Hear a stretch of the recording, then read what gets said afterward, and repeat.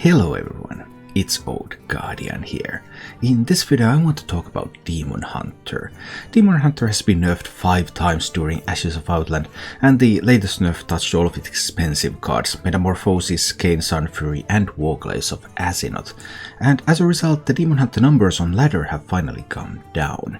But to me, it doesn't look like there's a particular reason for those numbers coming down, except boredom and expectation that Demon Hunter would be bad, but actually Demon Hunter is still looking very, very strong. And in this video I'm going to talk about the various ways that Demon Hunter has accommodated to the nerfs. So one of the ways is to add some brand new cards to the mix, some more neutral cards like Cobalt Spellkin and History buff. Cobalt Spellkin in particular seems to be the most powerful addition to Demon Hunter, and something that could have actually improved the deck already before the nerfs, but the nerfs drove innovation. Wuling was the one who pioneered Cobalt Spellkin use in Demon Hunter, and after his initial deck there have been various different takes on it, like this version with the History buffs. Another thing that is nowadays almost a staple in Demon Hunter is the early game package. Amani Berserkers, Bonjour Brawlers, Beaming Sidekicks and Guardian Orc Merchants. So just getting those enraging minions on the board, then buffing them up, maybe even dealing damage to them proactively. Just some very strong options. And this sort of Demon Hunter decks are still doing very, very well on ladder. There is also another competing approach which also seems to be doing fairly well, and that is to add escaped Manasabers to the mix.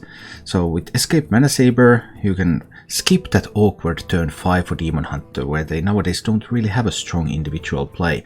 So you play Manasaber on 4, you attack with Manasaber on 5 and you have 6 mana to play Warglaives of Azzinoth.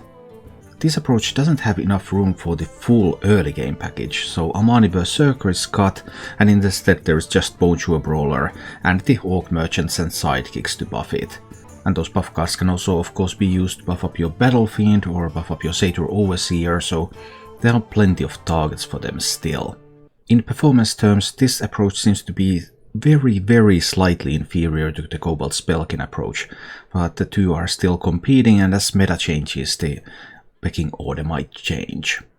Actually, I also played with just an old school Demon Hunter list even after the nerfs. Yeah, I was playing with a deck that had Warglaives of Azzinoth, had Metamorphosis and had Kain Sunfury in it, and I was doing really well. You can find a gameplay video of this deck on this channel.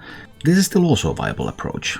Still above 50% win rate, still a deck that you can play all the way to Legend.